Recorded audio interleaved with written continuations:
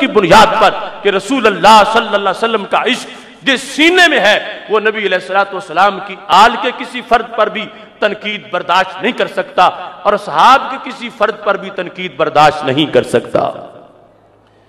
صحابہ رضی اللہ تعالی عنہم کا جو مقام و مرتبہ ہے اس کے لحاظ سے جو عظمت و شان اور مقام ہے، بڑی ضروری بحث آپ کے سامنے آپ پیش کر رہا ہوں۔ الزواجر کے اندر امام ابن حجر حیتمی وضاحت کرتے ہیں کہ صحابہ کون ہیں اور ان کا ادب کتنا لازم ہے۔ یہی حدیث جو مستدرک سے میں نے پیش کی ہے اس کو ذکر کر کے وہ کہتے ہیں کہ سنو لوگو، صحابہ کرام رضی اللہ تعالی عنہم کی شان کیا ہے۔ الزواجر کی جلد نمبر 2 ہے، صفحہ نمبر 381 ہے۔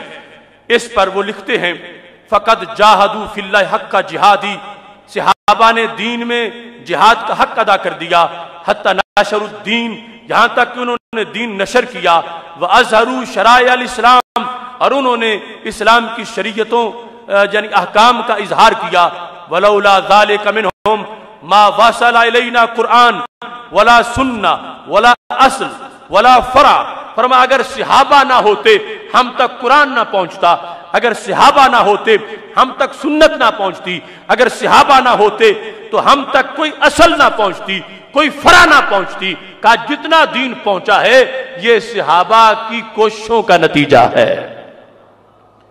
اس کے ساتھ کہتے ہیں فمن تان فیہم، جو صحابہ میں سے کسی میں تان کرے، فقد کاد ان یمرق من الملہ، قریب ہے کہ وہ ملت اسلام سے نکل جائے گا۔ کس بنیاد پر؟ لأن الطعن فیہم یؤدی الی انطماس نورہا، جو صحابہ کے بارے میں بک بک کرتا ہے اس کے ایمان کا نور بجھ جاتا ہے، وہ کچھ نہیں پیچھے اس کا بچتا۔ اس بنیاد پر انہوں نے یہ کہا وَالطَّعْنُ هُمُ الْوَسَائِطُ بَيْنَنَا وَبَيْنَ رَسُولِ اللَّهِ صلی اللہ علیہ وسلم، صحابہ ہمارے اور نبی علیہ السلام کے درمیان واسطے ہیں۔ وَالطَّعْنُ فِي الْوَسَائِطِ طَعْنُ فِي الْأَصْلِ، جو واسطے پر تنقید کرے وہ اصل پہ تنقید کرتا ہے، جو صحابہ پہ تنقید کرے وہ نبی علیہ السلام پہ تنقید کر رہا ہے۔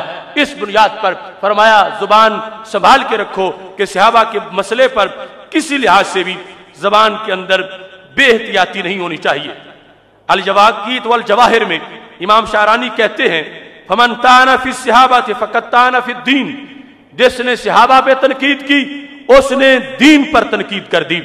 اور اس کے ساتھ یہ لفظ مواہب دنیا میں موجود ہیں جو سہل بن عبداللہ تستری کا قول ہے لم یؤمن بالرسول صلی اللہ علیہ وسلم من لم یوقر اصحابہ، جو نبی علیہ السلام کے صحابہ کی توقیر نہیں کرتا اس کا کوئی دین نہیں ہے، وہ اپنے دین سے ہاتھ دھو بیٹھا ہے۔ ایسے ہی اس مقام پر شرح السنہ کے اندر بربہاری نے یہ لکھا ہے من تلاوالا احد من اصحاب رسول اللہ صلی اللہ علیہ وسلم، جس نے صحابہ میں سے کسی ایک پر بھی تنقید کی تو کہتے ہیں انما اراد محمدن وقد آذاہ فی قبرہ، اس نے صحابی پہ حملہ نہیں کیا، اس نے نبی علیہ السلام پہ حملہ کر دیا ہے۔ اور جس نے کسی صحابی کی توہین کی ہے اس نے قبر میں سرکار کو تکلیف پہنچائی ہے۔ نبی اکرم نور مجسم شفیع معظم صلی اللہ علیہ وسلم کی آل پر یا آپ کے اصحاب پر جس وقت کوئی تنقید کرتا ہے تو میرے نبی علیہ السلام کو اذیت محسوس ہوتی ہے۔ اس واسطے صحابہ کے معاملے کو، آل کے معاملے کو کوئی طرف بھی معمولی نہ جانے، عظیم مسئلہ ہے، عظیم شان ہے اور احتیاط کے ساتھ ہر جہت میں گفتگو کرنے کی ضرورت ہے۔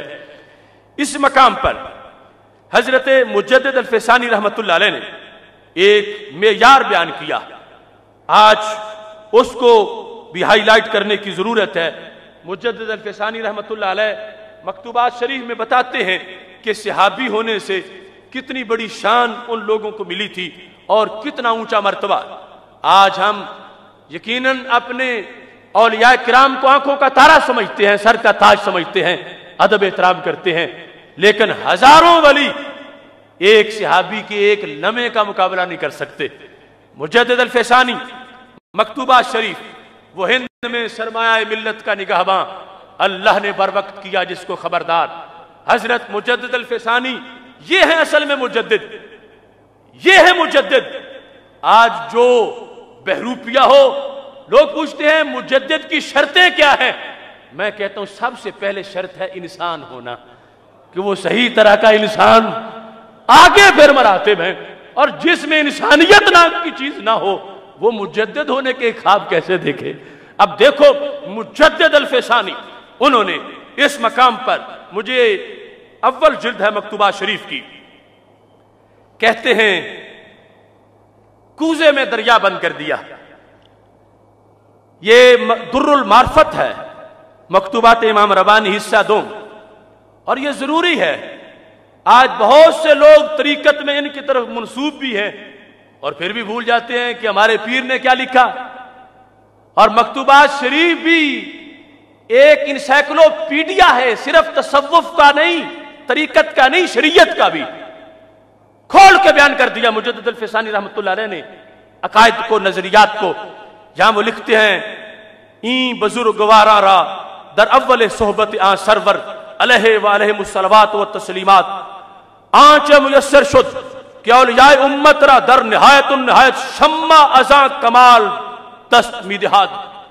کہتے ہیں کہ جب کوئی بندہ صحابی بنتا تھا, پہلے سیکنڈ میں سرکار کو دیکھا, کلمہ پڑھا, پہلے سیکنڈ میں جو کچھ اس کو ملا, کہتے ہیں ایک چوٹی کے ولی کو اپنی زندگی کی آخری سانس میں بھی وہ پہلے سیکنڈ والے مرتبے میں سے تھوڑا سا ملتا ہے. دیکھو مجدد الفسانی رحمت اللہ علیہ کا معیار فرمایا شمع ازاں کمال دست میدہد. پہلے سیکنڈ میں جب حضرت امیر معاویہ رضی اللہ تعالیٰ عنہ نے کلمہ پڑھا, جو مرتبہ اس وقت آپ کو ملا, غیر صحابی کو اپنی زندگی میں نفل پڑھ کے, تہجدیں پڑھ کے, روزے رکھ کے, جہاد کر کے, غوث بن کے, قطب بن کے, ابدال بن کے, قطب الاقطاب بن کے, غوث الاغیاث بن کے, وہ آخری درجے میں جب پہنچا تو پھر بھی اسے وہ مقام جو حضرت امیر معاویہ رضی اللہ تعالی عنہ کو پہلے سیکنڈ میں ملا تھا, اس غوث کو وہ سارا نہیں ملا, اس میں سے تھوڑا سا ملا ہے شمع. اور اس پر پھر انہوں نے مثال پیش کی, کہتے ہیں حضرت وحشی, وہ وحشی جنہوں نے حضرت سیدنا امیر حمزہ رضی اللہ تعالیٰ عنہ کو شہید کیا, کتنا بڑا جرم تھا, لیکن وہ وحشی جس وقت کلمہ پڑھتے ہیں تو درجہ کیا ملتا ہے, مقام کیا ملتا ہے. حضرت مجدد الفسانی رحمت اللہ علیہ کہتے ہیں لہذا وحشی قاتل حمزہ, حضرت حمزہ رضی اللہ تعالیٰ عنہ کی یک مرتبہ در بدو اسلام خود بشرف صحبت سید اولین و آخرین علیہ وعلی آلہ الصلوات والتسلیمات والتحیات مشرف شدہ بود از اویس کرنی کے خیر التابعین افضل اعمال. تابعین کے سردار اویس کرنی, کروڑوں ولی جن سے نیچے ہیں, وہ حضرت اویس کرنی رضی اللہ تعالی عنہ, فرمایا حضرت واشی نے جب کلمہ پڑھا تھا پہلے سیکنڈ میں جو ان کو مقام ملا تھا, اویس کرنی کو اپنی آخری گھڑی میں بھی وہ مقام نہیں ملا. اب دیکھو کتنا ادب ضروری ہے صحابی کا, اور یہ ادب رسالت کا ہے کہ جن کے پاس بیٹھے تو مقام کیا ملتا ہے, جن کو حالت ایمان میں دیکھیں تو درجہ کیا ملتا ہے.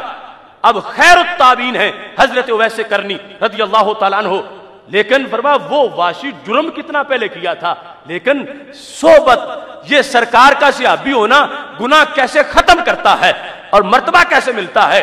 پہلے سیکنڈ میں ان کو اتنا مقام ملا, جب 1 منٹ پورا ہوا وہ مقام تو بڑا اونچا ہے, جب گھنٹہ پورا ہو گیا صحابی بن کے وہ تو مزید اونچا ہے, جب دن پورا ہوا وہ تو مزید اونچا ہے, جب پھر آخری گھڑی تک اسی پہ قائم رہے پھر تو مزید اونچا ہے. دعویٰ بہت ہے, علم ریاضی میں آپ کو رفع مقام معاویہ ذرا ناپ دیجئے. وہ حضرت امیر معاویہ رضی اللہ تعالی عنہ جس گھڑی کلمہ پڑھ رہے تھے اس سیکنڈ کے بعد جب منٹ گزر گیا، جب گھنٹہ گزر گیا، جب دن گزر گیا، جب ہفتہ گزر گیا، جب مہینہ گزر گیا، جب سال گزر گیا، جب سال ہا سال گزرے، ان کو جو مقام و مرتبہ سرکار کے در سے ملا تھا، دنیا کی کون سی طاقت ہے جو کاؤنٹ کر کے دکھا دے گی؟ اس واسطے حضرت مجدد الفسانی رحمۃ اللہ علیہ نے مکتوبات شریف کے اندر اس کی تفصیل کو بیان کیا، اور ساتھ ہی یہاں پر امام تفتازانی شرح مقاصد کے اندر انہوں نے اس کی مزید وضاحت کی، اور یہاں شواہد الحق کے اندر اس چیز کو اس انداز میں انہوں نے بیان کیا کہ حضرت امیر معاویہ رضی اللہ تعالیٰ عنہ کہتے ہیں وَمعاویہ تو ما فضل الصحبت لہو حسنات کثیرہ لا تعد ولا تحد جہادہ فی سبیل اللہ۔ فرما حضرت امیر معاویہ رضی اللہ تعالی عنہ کو رب ذوالجلال نے جو صحابی ہونے کے ساتھ ساتھ فضیلتیں دی، صحابی ہونے والی فضیلت وہ کتنی بڑی ہے جو بھی میں نے اس کا ایک پہلو بیان کیا، اس کے ساتھ فرما حسنات کثیرہ، ان کی بہت زیادہ نیکیاں ہیں۔ وہ کیا؟ فرمایا لا تعد، ان کو گنا نہیں جا سکتا۔ کیا؟ اللہ کے راستے میں جہاد کیا، اما بنفس ہی، اپنی جان سے بھی، و اما بجیوش ہی، اپنے لشکروں سے بھی، حتی فتحت بلاد کثیرہ، یہاں تک کہ بہت سے ملک انہوں نے فتح کر دیے اور وہ علاقے دائرہ اسلام میں داخل ہو گئے۔ وسارت دار الاسلام، فرمایا امیر معاویہ کی چمکتی تلواروں سے کتنے ہزار مربع میل کا علاقہ جو کفرستان تھا دار الاسلام بن گیا۔ اور اس انداز میں بعد ان کانت دارا کفر، پہلے وہ علاقے دار الکفر تھے، حضرت امیر معاویہ رضی اللہ تعالیٰ عنہ نے ان کو دار الاسلام بنا دیا۔ یہ شواہد الحق کے اندر امام یوسف بن اسماعیل نبہانی اس کی وضاحت میں لکھتے ہیں، کہتے ہیں وَبِسَبَبِهِ دَخَلَ إِلَى الْإِسْلَامِ أُلُوفٌ كَثِيرًا مِمَّنْ أَسْلَمُوا عَلَى يَدِهِ وَيَدِ جُيُوشِهِ وَمِنْ ذَرَارِهِمْ إِلَى يَوْمِ الْقِيَامَةِ فَلَهُ مِثْلُ حَسَنَاتِهِمْ أَجْمَعِينَ۔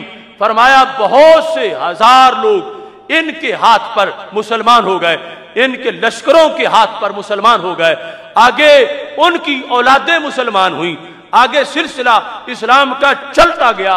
فرما وہ سارے مسلمان جتنی نمازیں پڑھتے رہے، جتنے روزے رکھتے رہے، ان کی نسلیں جتنی نیکیاں کرتی رہیں، فرما امیر معاویہ رضی اللہ تعالیٰ عنہ کو برابر کا نیکیوں کا کوٹا ملتا رہا ہے۔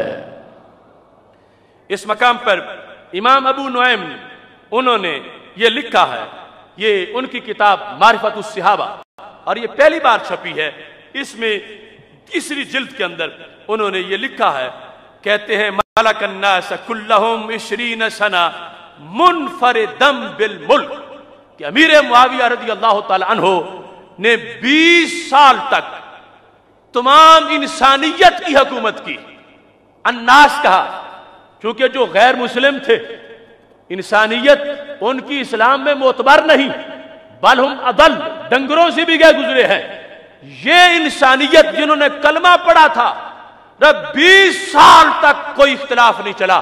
جب حضرت امام حسن مجتبی رضی اللہ تعالیٰ عنہ نے ان کو اپنی خلافت دے دی، کرم کرتے ہوئے، احسان کرتے ہوئے، 20 سال تک فرمایا تمام بلاد اسلامیہ پر حضرت امیر المومنین حضرت امیر معاویہ رضی اللہ تعالی عنہ ان کی حکومت موجود رہی۔